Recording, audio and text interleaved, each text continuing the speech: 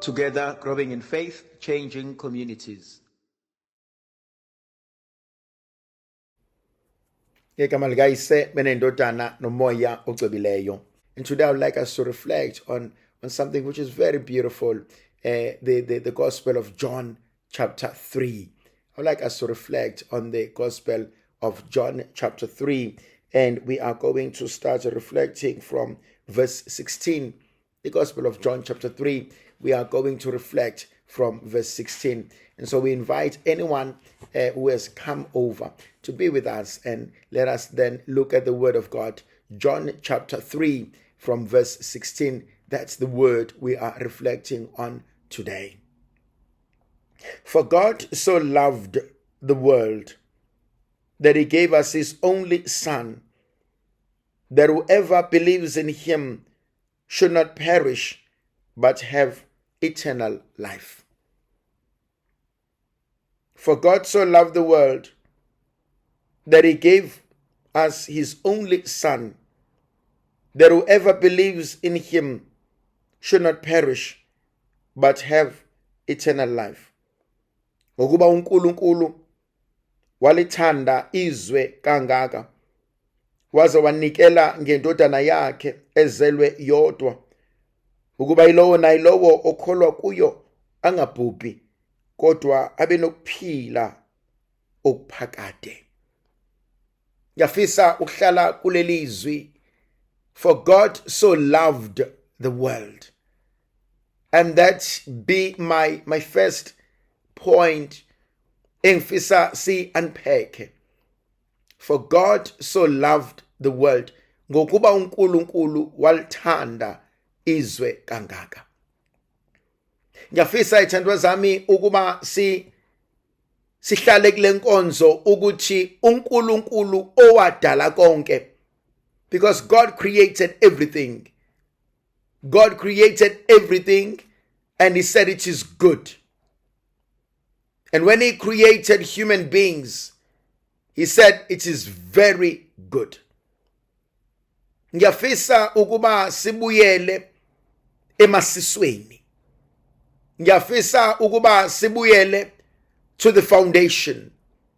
Ngiyafisa ukuba sibuyele to the plan and say, what was the plan before building this project? Ngiyafisa ukuba sihlale sibuke the blueprint, the master plan, and say, what was the original plan?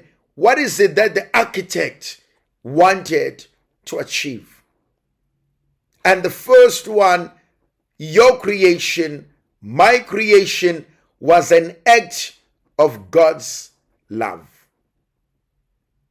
uNkulunkulu uyakuthanda. uNkulunkulu uyakuthanda, and uNkulunkulu angiboni eyeka ukukuthanda. Why do I argue that? Because uyingxenye yempilo yakhe. And I strongly believe ukuthi you are an extension of God on earth. Uyisidalwa, uyisithandwa sezulu. Thandwa zami, uNkulunkulu uyakuthanda.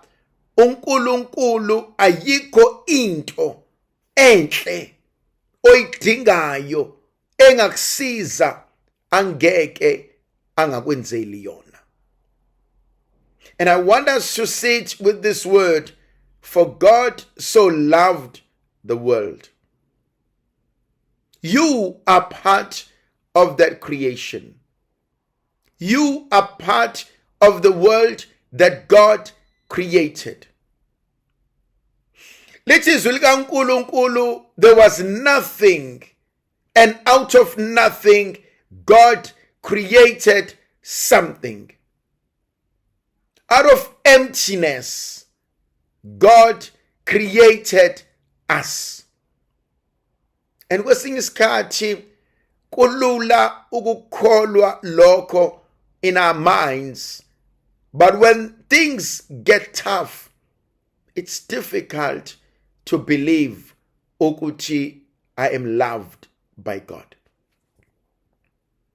But I want us to realize that almost in every aspect, uNkulunkulu always talks about his love for us, his faithfulness in our lives.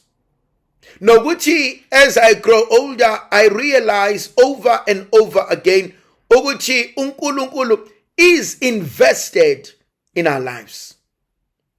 uNkulunkulu unendaba ngawe. uNkulunkulu unendaba ngempilo yakho. uNkulunkulu unendaba ngesuccess yempilo yakho. Go to Genesis chapter 3 from verse 8. If you go to Genesis chapter 3 verse 8, lithi izwi likaNkulunkulu, uNkulunkulu took a walk in the garden with Adam.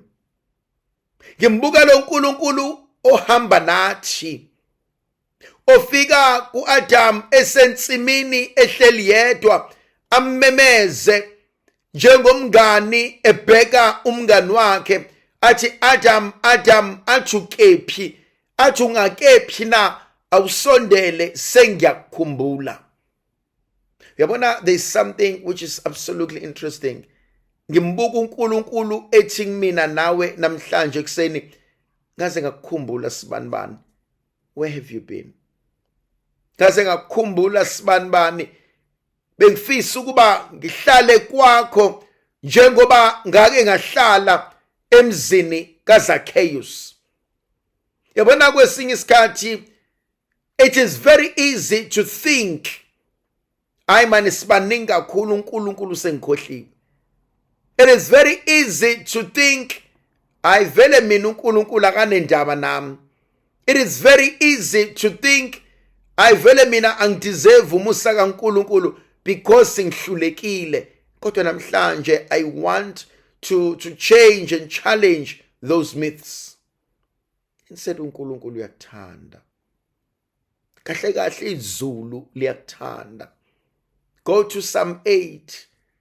What is man that you think of, O Lord? A mere mortal that you've made little less than God, and yet you've endowed him with so much. Ube yini umuntu ukuba umthande kangaka? Bese yini isidalwa somuntu ukuba usenze sibe ngaphansana nje kwezingelosi? Ngiyafisa ithandwa zami ukuba sibuyele kule nkonzo yokwazi ukuba uNkulunkulu uyakuthanda. Athi mebhala kuIsaya, athi bheka ngisilobile igama lakho entendeni yesandla sami. I have written your name in the palm of my hands. At can a mother forget a child? At even if she does, can a mother ignore a child at breast? Even if she does, I, your Lord and God, will never forget you.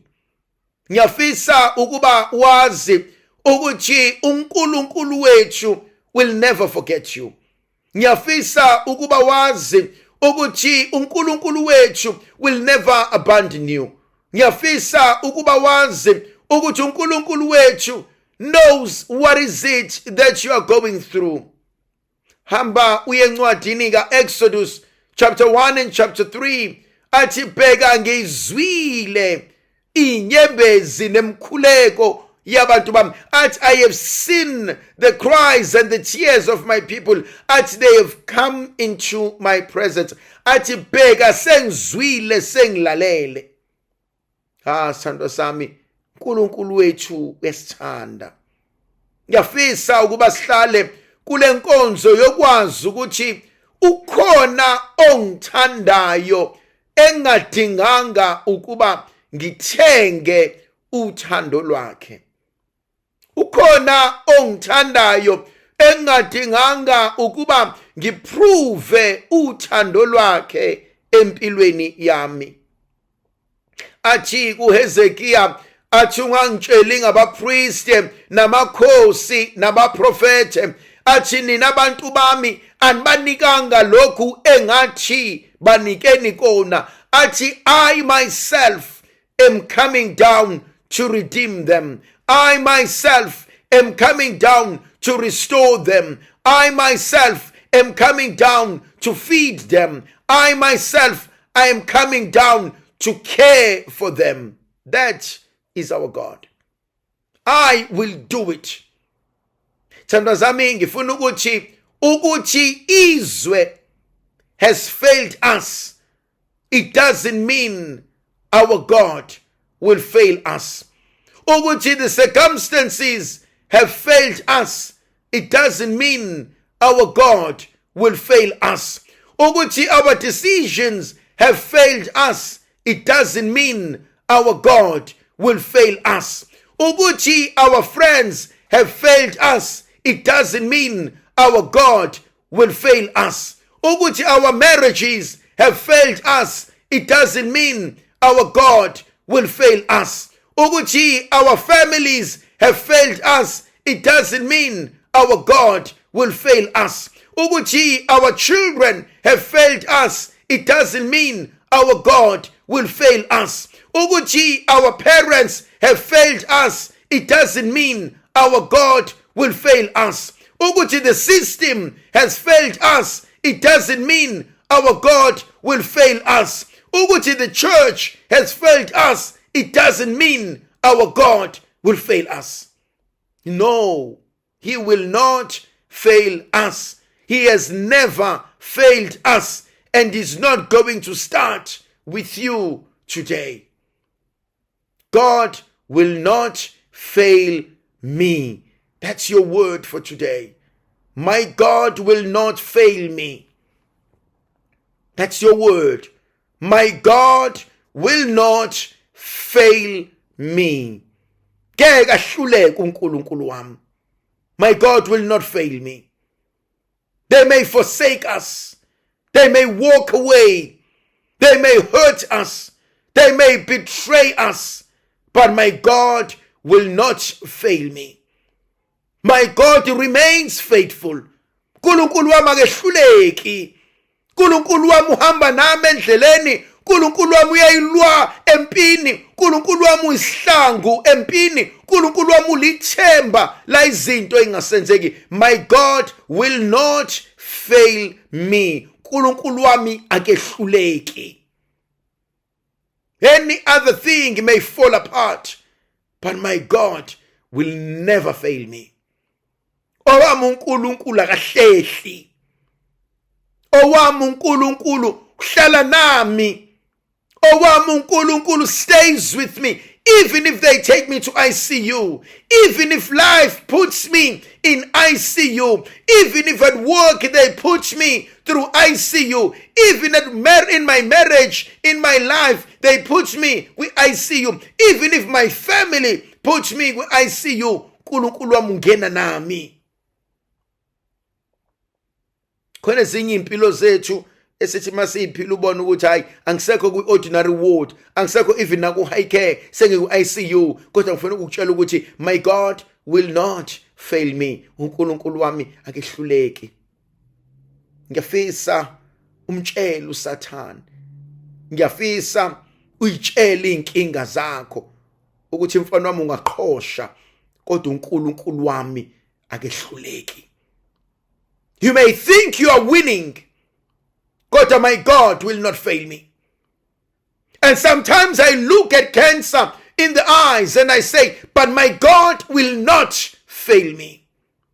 I look at my child dying in my presence and I say, even in this, my God will not fail me.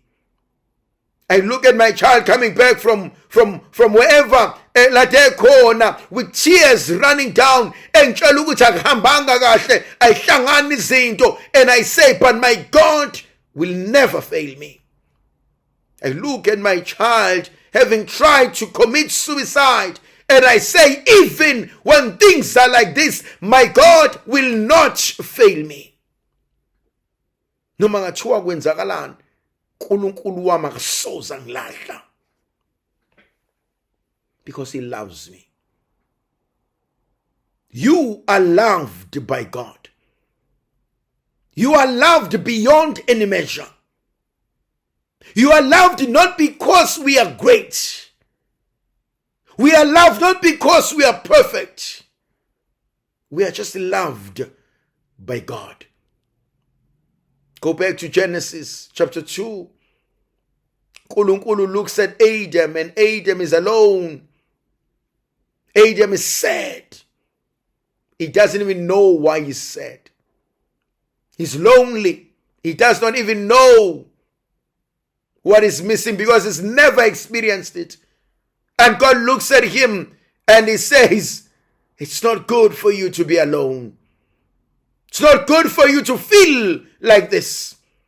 It's not good for you to do life like this. It's not good for you to be treated like this. It's not good for you to be sidelined by this. It's not good for you to be inflicted with so much pain. It's not good for you to carry so much in your heart. It's not good for you to experience all this. It's not good to do this on your own. uNkulunkulu wethu knows what is not good for us. He knows it. He knows it, and he says, it's not good for you to be alone. It's not good for you to go through these things alone in life. I don't want you to go through these things alone. And he says, I will do something that no one else can do for you. I will do some things that no one else will do for you. But it's not good for you to be alone. It's not. It's not healthy. It's not healthy. He knows it's not healthy. And he says, I want to do something for you. Thandwa zami enhlizweni yami kuyavuka ukuthi ikuphi uNkulunkulu afuna ukungenzela khona. Enhlizweni yami kuyavuka ukuthi ukuphi uNkulunkulu akubizayo. Enhlizweni yami kuyavuka ukuthi ukuphi uNkulunkulu afuna ukukulungisa. Ikuphi uNkulunkulu afuna ukukulungisa nasempilweni yakho. Ikuphi uNkulunkulu ekumela kulungise empilweni yami neyakho. So the first part for me, for God so loved the world. The second part, he gave us his only son. My God, that's powerful. He gave us his only son. Part of loving means giving. Cannot love you and not be giving. Cannot say I love you and I cannot be giving you things. If I love you, I must be willing to give. Part of loving means giving. And go back to St. Paul. And St. Paul gives us a hymn of Christ. Though he was in the form of God, he did not count equality with God as something to be grasped, as something to fight about. But he emptied himself. I often want to reflect on Jesus in the Garden of Gethsemane. When he says, but Father, I no longer think I can do this. And he says, but not my will, but your will be done. Khona into uNkulunkulu asinikeza yona izwi lakhe ngesikwazi ukusinikeza lona. Wasinikeza uqobo lwakhe. He gave us his son. He gave us an impression of himself. And the author to the Hebrews says this so beautifully. He says Jesus is the exact image of the Father. St. John says, if you've seen me, you have seen the Father. Buka uNkulunkulu esinikeza uqobo lwakhe. Yabona khona lento engeke ngiyibuke kubazali uma bebuka izingane zabo bebejabula bebe enhlizweni zabo benokuthula athi yabona ke la ngayikhipha mina uqobo lwami mbuke lo uyimina nje. And you can see the happiness in there in that voice ukuthi yabona ke la lona nje uyimina. Whether isuke iganga leyo ngane noma isuke ihlupha o leyo ngane isuke yenza ithi kodwa ke yabona ke nje la lo uyimina ngasikhipha mina nje uqobo lwami. And I think that's what God does with us. He looks at us and he says, but this is me. St. Paul says something so powerful. He says we have become co-heirs with Christ. We've become co-heirs with Christ. By adoption, you and I are the children of God. uJesu has come to elevate us into that level yokuba zinthandwa zezulu, yokuba uNkulunkulu enze ngathi akwenza kuKristo.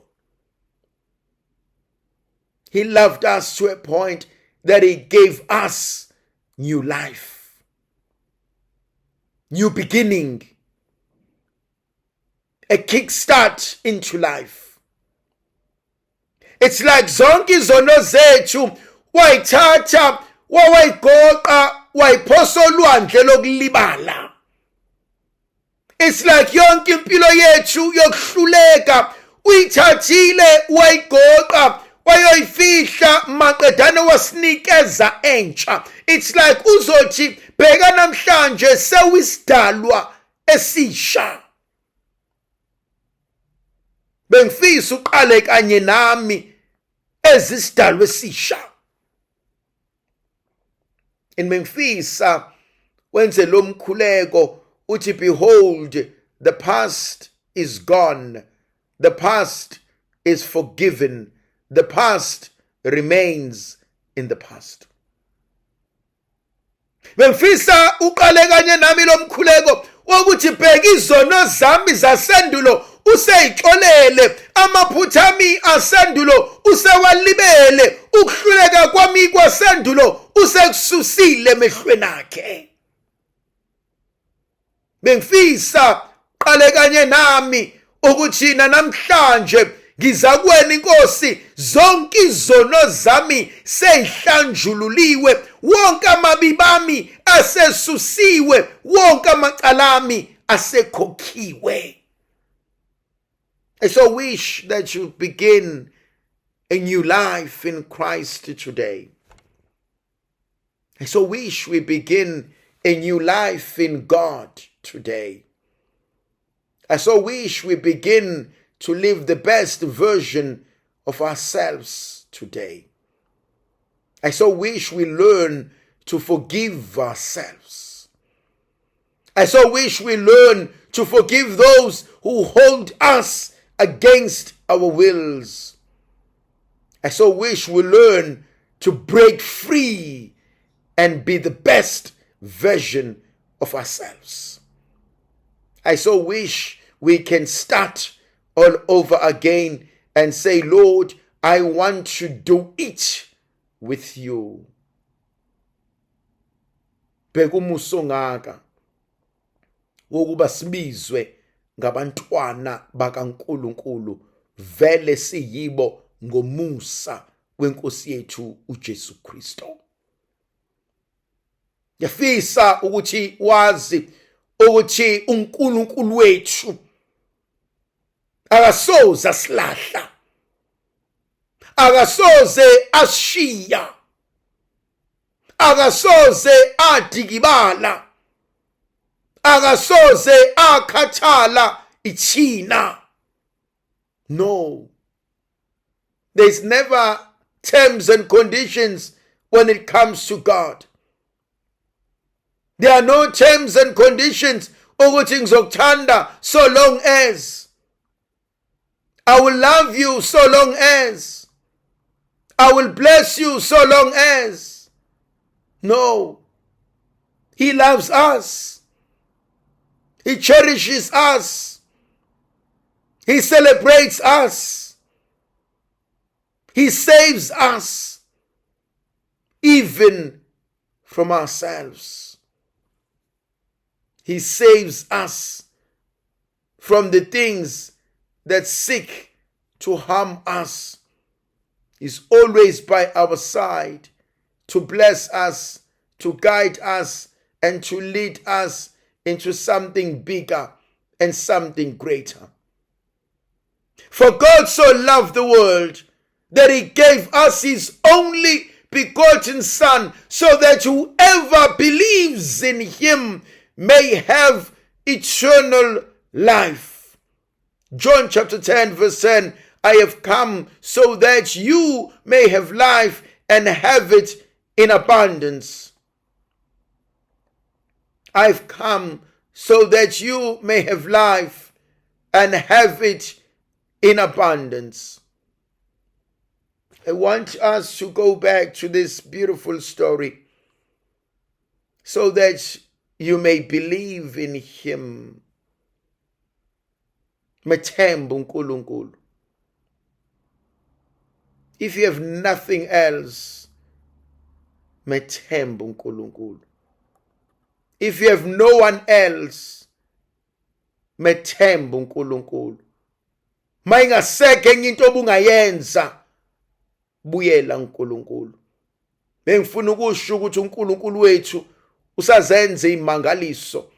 Bengifuna ukuma ngibe ufakazi ukuthi uNkulunkulu wethu usathembekile namhlanje ekseni. Bengisafuna ukuxoxela ukuba uNkulunkulu wethu umavula kuvaliwe. Bengisafuna ukuxoxela ukuba uNkulunkulu wethu uyilendoda engaphenduka ezwini lakhe. Bengisafuna ukuxoxela ukuba uNkulunkulu esimkhonzayo athe uzokwenza akashintshi engakwenzanga. Bengifuna ukuxoxela ukuba uNkulunkulu esimkhonzayo akanawo amamuthi. Bengifuna ukuxoxela ukuba uNkulunkulu esimkhonzayo akanqeni ukusenzela izinto bonke abantu abathenge basasenzela zona. Bengifuna ukutshela ukuthi khona indoda engiyaziyo ekwazi ukulapha izifo. Khona indoda engiyaziyo ekwazi ukuphatha intandane. Khona indoda engiyaziyo ekwazi ukunakekela abafelokazi. Khona indoda engiyaziyo evusa inshosha. Khona indoda engiyaziyo esusa abantu e-ICU. Khona indoda engiyaziyo evusa abantu ekufeni. Khona indoda engiyaziyo enika abantu ukudla badle basuthe. Khona indoda engiyaziyo, so that you may believe. Khona indoda engiyaziyo ehamba nathi izinto engasenzeki. Khona indoda engiyaziyo ethembekile. Khona indoda engiyaziyo omusa wayo wanele bonke abantu. Ikhona indoda engiyaziyo engasindisa abantwana bethu. Khona indoda engiyaziyo engalungisa isimo empilweni yami. Khona indoda engiyaziyo engasindisa umndeni wami. Khona indoda engiyaziyo engangilwela nasemsebenzini. Khona indoda engiyaziyo engalungisa umshado wami. Khona indoda engiyaziyo engaphilisa izinto zonke. Khona indoda engiyaziyo eyenza imangaliso. Athi mecula, athi ngeza kuJesu ngangimanikiniki. Athi angisabanga ngoba uJesu wavele wangithatha. Khona indoda engiyaziyo ethi you can come anytime. Khona indoda engiyaziyo ethi namhlanje ngisanga kusindisa. Khona indoda engiyaziyo ethi namhlanje impilo yakhe isangaguquka. Khona indoda engiyaziyo athi you are bankrupt but mina ngisanga kusiza. Khona indoda engiyaziyo athi you are depressed kodwa ngakusiza. Khona indoda engiyaziyo athi izinto zamayihlangani athi mina ngizokusiza. Khona indoda engiyaziyo athi bonke sebengilahlile athi mina ngisoze ngakulahla. There comes a time, ithandwa zami, when I feel this is it. When I feel ukuthi there is no way out. When I feel ukuthi sengizame konke ngahluleka. Abaseduze kwami bayangitshela ukuthi kade sasikuzama wena. Hayi wena awulungi. Hayi wena we giving up on you. Kodwa bengifuna ukukutshela namhlanje kuseni ikhona mina indoda engiyaziyo ekwazi ukwenza konke. Ikhona mina indoda engiyaziyo elapha zonke izinto. Ikhona mina indoda engiyaziyo sebehambe yonke into, bazama zonke izinto, kodwa ikhona indoda engiyaziyo ekwazi ukuhlanganisa izinto. Ikhona indoda engiyaziyo ekwazi ukulapha izimo. Ikhona indoda engiyaziyo ekwazi ukuguqula izinto. Ikhona indoda engiyaziyo ekwazi ukukhipha nasebhodleleni ovalelwe kulona. Khona indoda engiyaziyo ekwazi ukukhipha nakwisitafutafu ocindezelwa ngaso. khona mina indoda engiyaziyo ekwazi ukukhipha nasemacaleni. Khona mina indoda engiyaziyo. Thina namhlanje obhala kahle. For God so loved the world that he gave us his only son, that whoever believed in him may have eternal life. You only have to believe. Athi obhala kahle, athi inkosi siza, athi take the little faith that I have. Thatha lolu kholwano oluncane nginalo. Thatha lenkeshezi yokholo nginalo. Nkosi mina angazi noma ngenze kahle kodwa thatha kwakona lokho enginakho Nkosi ngicela ukukunika kona. Khona lomkhuleko uthi kumina I want to surrender. I want to surrender to him because he knows everything. I want to surrender to him and thatha lokho enginakho Nkosi. Athi uNkulunkulu ngizosebenzisa lokho onakho mfana wami khuleka. Athi nje sondela. Eish. Khona lenkonzo uNkulunkulu ayenzayo empilweni zethu. Uzothatha lolu khodlwana oluncane olinalo, lolu oluncane olisele, the little faith that I have, he will take it and he will change things. He will take it and he will do a miracle out of it. Engani wakwazi ukuthatha izinkwe ezo5 nofisha ababili and he fed 5,000 people and there were remainders. There were remainders. There were things stayed behind and they collected more and more and more out of the 5 loaves. Bengifuna umthembe uNkulunkulu. Awumthembe ngalokho okuncane onakho. Akumthembe nje ngalokho okuncane ongasekho. Lamanendana amaneshana amasele lensalele esele awukuthi inkosi sebeqede konke kodwa nakho kusele. Umbonto uNkulunkulu uzokwenzani. Awubuye kuyena, yazi mina ngiyafuna simlinga uNkulunkulu. Mina ngiyamlinga kuNkulunkulu. Awubuye kuyena uthi inkosi, this is all that is left behind. This is all that is left of me. I've gone to many places. I've done many other things. Thought things will be better. But I'm okay. But I'm coming to you as a last resort. This is all that is left of me. And I just want to give you all and see what you do with it. Aibo, webafethu. Kanti nina niyakhohlwa yini?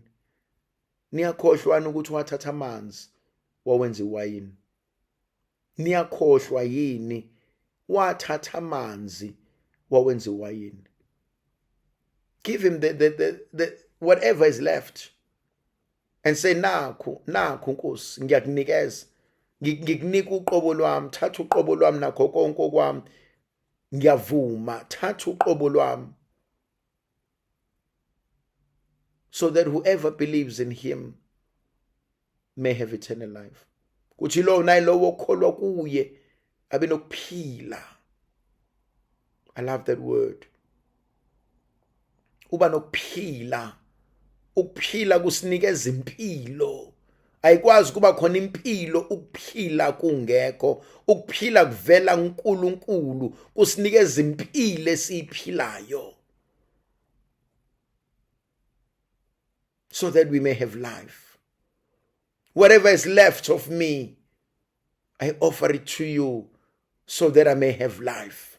Whatever is left of this marriage, I offer it to you so that it may be alive again. Whatever is left of my children's lives, I offer them to you so that they may have life. Whatever is left of my situation, I offer it to you. Whatever is left of my in-laws, I offer it to you. Whatever is left, I offer it to you. Whatever is left, I offer it to you. That's all I can say. Ngoba wena Nkosi uyakwazi ukuguqula isimo. Thatha ucoko lwami, ucoko lunjena, I offer that to you. My struggles, I offer that to you. My failures, I offer that to you. Ngiyazi wena Nkosi ungenza konke necebo lakho lingeshintshwe. Write that down for me. Ngiyazi wena Nkosi ungenza konke necebo lakho lingeshintshwe. Ngiyazi wena Nkosi ungenza konke. I wish when you go through things you go back to these words. Ngiyazi wena Nkosi ungenza konke necebo lakho lingeshintshwe. Ngiyazi wena Nkosi ungenza konke. I know that your Lord can do all things. And no one can change your plans. Ngiyazi wena Nkosi ungenza konke. Necebo lakho lingeshintsho. Yasi ngiyafisa ngelinye ilanga sewukhali inyembezi sewungazi ukuthi uzokwenzani sewubona izimo ishintsha ebese ungena ekamereni lakhe egumbini lakho lokukhuleka bese uthi ngiyazi wena Nkosi ungenza konke necebo lakho lingeshintshe ubona isimo konakala ubona othandwa inhliziyo yakho ehanjiswa iambulance ubona izinto ibheda and bese uthi kodwa ngiyazi wena Nkosi ungenza konke necebo lakho lingeshintshwe ngiyazi wena Nkosi yakafika ingane yakhe yazoxoxela yathi baba yathi ma athi I think we are divorcing with so and so mntanami kwenze njani angazi baba kodwa izinto ayihlangani mntanami senike nayizama necounseling athi baba kuke esingakwenzanga engathi ubungangena egumbini lakho ukhale uthi ngiyazi wena Nkosi ungenza konke uthi necebo lakho lingeshintshwe. If you ever carried the pain of your children, ngafani nomama ngafani namakhosikazi athi methola inkinga athatha ucingo axoxela abanye amakhosikazi hayibo sekwenza ngafani nabantu abanjalo. Hamba egumbini lakho yokhala ngakhala phambi kwabantu bakho kodwa musegumbini uhleli wethu ukhale bese uthi ngiyazi wena Nkosi ungenza konke uthi necebo lakho lingeshintshwe. Mina ngiyamtshela uNkulunkulu kwesinye isikhathi ngithi awukwazi ukuhlekisa ngami. Ngiyamtshela hayi awukwazi ukuhlekisa ngami. Awukwazi ukuyivumela lento eyenzeka.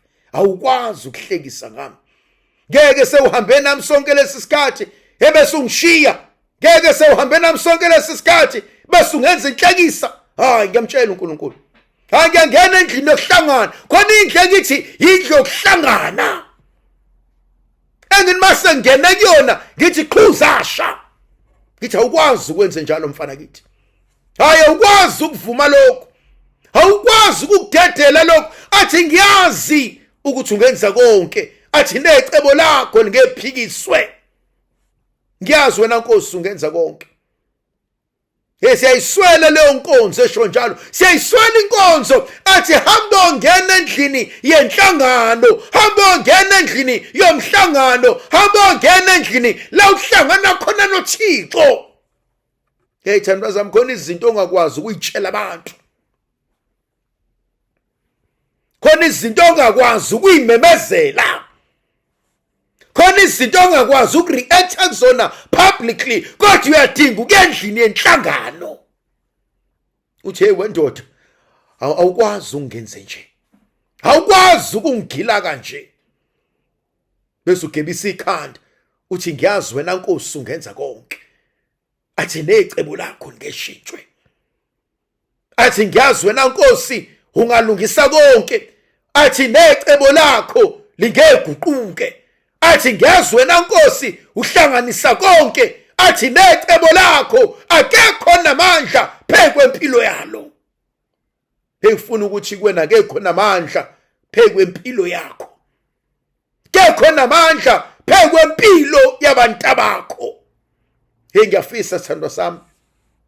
Sefikile umntana wakho kuwena wakhala. Akhala.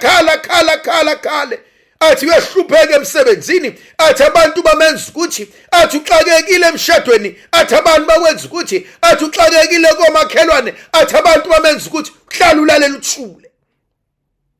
Bese uthi mntanami awungilinda kancane. Ngisaye endlini yenhlangano. Awungilinda kancane. Awububheka into ozoyidla. Ngisaye endlini yomhlangano. Akungilinda kancane. Awubudlala nodadewenu. Ngisaye endlini yokukhuluma noThixo. Khona inkonzo eyenziwa uMose. Ahlale phakathi kwabantu, abantu bayokhuluma, bayomtshela zonke izinto, bayokhala kuyena, bayomthuka, benze zonke izinto, kodwa ekugcineni asuka uMose ayendlini enhlangano. Asuka uMose ayendlini la ehlangana khona noThixo. Athi angafika kuleyo ndawo maqedane ebese khuluma noThixo. Athi angafika kuleyo ndawo maqedane ebese bika izinto athi angafika kuleyo ndawo maqedane ebese uThixo emkhombisa amandla akhe. Uthi obhala kahle insizwe uMose yayithi misiphume endlini enhlangano lithi izwi likaNkulunkulu wayengasabhekeki nanokubhekeka ngoba ubuso bakhe basebukhazimula. Ingakho abantu bamcela ukuthi akaphose iveyili phambi kobuso bakhe ngoba sisakwazi ukubona. Bengibafisa omama nobaba abanjalo abazongena endlini enhlangano mase beyabuya bekubantu babo bathi mntanami athi sengikhulumile noThixo, athi sengiyibikile indaba yakho kuyena, athi bengifuna ukuthi kuwena mfana wami, bengifuna ukuthi kuwena ndodakazi yami, bengifuna ukuthi kuwena makoti wami, bengifuna ukuthi kuwena mkhwenyana wami, athi ngiyazi ukuthi mina ngenza konke, athi necebo lakhe lingeshintshwa, athi hamba mntanami, athi sengimbikela uThixo, athi ungesabi, athi ungesabi, athi sengikulungise konke. For God so loved the world that he gave us his only son, that whoever believes in him may have life and have it in abundance. For God did not send his son into the world to condemn the world, but in order that the world might be saved through him. Ngokuba uNkulunkulu akayithumelanga indodana yakhe emhlabeni ukuze umhlaba ujeziswe ngayo, my God, kodwa ukuze umhlaba uphile ngayo. uNkulunkulu akamthumelanga uJesu azoba yi-security guard. uNkulunkulu akamthumelanga uJesu ukuba azobheka amabibi ethu nezono zethu. uNkulunkulu akamthumelanga uJesu ukuba azobheka ubuthakathaka bethu. uNkulunkulu akamthumelanga uJesu ukuba azoba impimpe yosiceba. No. Kodwa ukuze wonke umuntu asindiswe ngaye. He's not here to stand against us. He's here to stand with us. He's not here to judge us. He's here to save us. He's not here to do any other thing but to lead us back to the truth. Ayithumelanga indodana yakhe ukuba umhlaba ujeziswe ngayo, kodwa wayithumela ukuba umhlaba uphile ngayo, ukuba umhlaba uthole amandla. Athi bheka sengibathiswa amandla amasha. Madoda akithi. Athi bheka senginikezwe amandla amasha. Athi bheka senginikezwe lokhu izobe lingelikwazi ukunginikeza kona. Athi bheka athi sengiphuma endaweni la uNkulunkulu engenzela khona izimo zakhe. Bengifisa ibandla likaNkulunkulu limbathiswa amandla amasha. Bengifisa ibandla likaNkulunkulu linikezwe okaNkulunkulu. Bengifisa ibandla likaNkulunkulu lihlale kokaNkulunkulu. Athi bheka sengibathiswa amandla amasha. Ngegama likaYise benendodana nomoya ocwebileyo. Amen.